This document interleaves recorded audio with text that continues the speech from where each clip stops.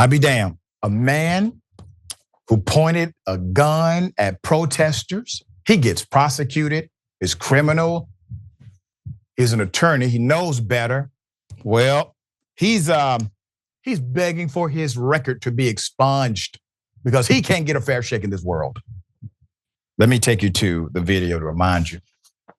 Holding a high-powered rifle and wielding a pistol, in these now viral images, Mark and Patricia McCloskey looked ready for a gunfight as a protest moved through their mansion-lined St. Louis neighborhood. Get the hell out of my neighborhood! Yeah, it's called a peaceful protest. You all engaged in criminal activity. Put up the picture. Okay, I'll give you the background and update. Mark McCloskey and the St. Louis, Missouri man was the St. Louis, Missouri man who was arrested, charged, and eventually did in fact plead guilty to a crime, brandishing a firearm at peaceful Black Lives Matter demonstrators passing by his home in July 2020. Now here's the thing, nobody was checking for him, nobody was stopping at that home, nobody cared about his home, nobody knew him.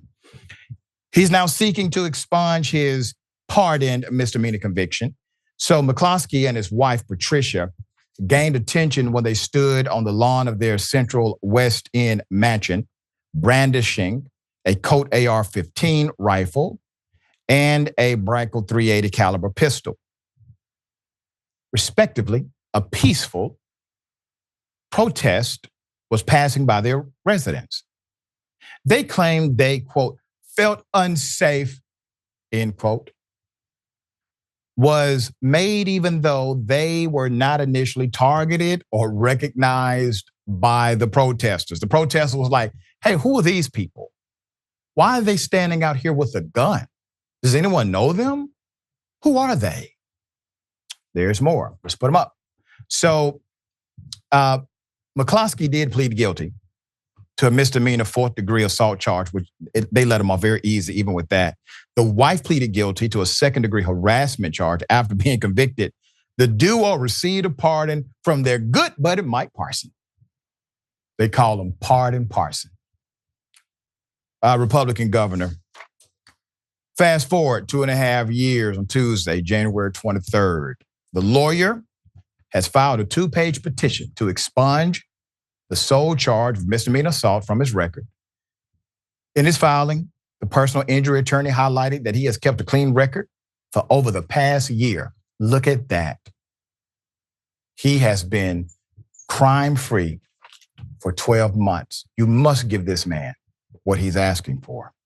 Additionally, he contends that he fulfilled all the court's requirements, including settling the fines linked to the offense, and should have his record clean because of his good behavior. My habits and conduct demonstrate that I am not a threat to the public safety of the state, he said in a document, adding the expungement is consistent with the public welfare and interest of justice, warrant the expungement, according to Riverfront Times. And I want you to think about the irony of this, all right? Okay? He's saying that he has demonstrated good behavior, okay? He came outside of his home with his wife with guns pointed at citizens walking. The Black people he claimed were violent were doing one thing, walking. They were walking. No weapons, no aggression, no trespassing, no combat, no guns. They were just walking, okay? Now he wants you to believe that he is, in fact, the well-behaved individual. And the people who are simply walking, well, they are the real troublemakers, according to his world. There's more. All right, put them up. The motion also asked for $872.50 in total fines he had to pay to be reimbursed. You see, there it is. There it is. This man wants $872.50 reimbursed in total fines he had to pay, something he's been trying to get done since he filed a lawsuit against the state, against the sheriff, Vernon Betts, the mayor, Tiara Jones in 2021. That request was denied. All right, so why do you think he filed, give me my money back? Well, look at him, all right? This is still a very much so political and racial dynamic for him. Apart from evaluating whether his recent behavior justifies expungement, the judge will also take into account the fact that he was once deemed a threat to public safety. The prosecutor, former U.S. Attorney Richey Callahan, as per Missouri law, will also have the opportunity to provide input. If the court or judge approves the filing, it would result in the sealing of his conviction. McCloskey's law license is in jeopardy as long as the criminal record is not scrubbed. So, law is interesting, isn't it? Because everybody knows good and damn well what he did. It's on social media, it's on TV, it's on every single major news outlet available to retrieve. Everybody knows he pleaded guilty. Everybody knows this. But if for some reason he can get it expunged, all of a sudden, those inside of the legal community that hold the license for his bar approval magically disappears based on the sealing of the record. All right? In 2022, if you remember, he decided to pull this stunt. McCloskey tried to reinvent himself following his conviction, so he ran for state senate. The campaign failed miserably, despite garnering attention for his anti-BLM and pro-gun stance and his attempt to leverage his right-wing patriotic image. He struggled to gain public support. He ultimately was able to secure 3% of the vote. Sir, I think I can get 3% of the vote in your district, maybe more. Look at that. All right, crumbling right before us. He wants privileges, he wants special attention. He needs people to do for him now because he's so well behaved. Sharon, thoughts here?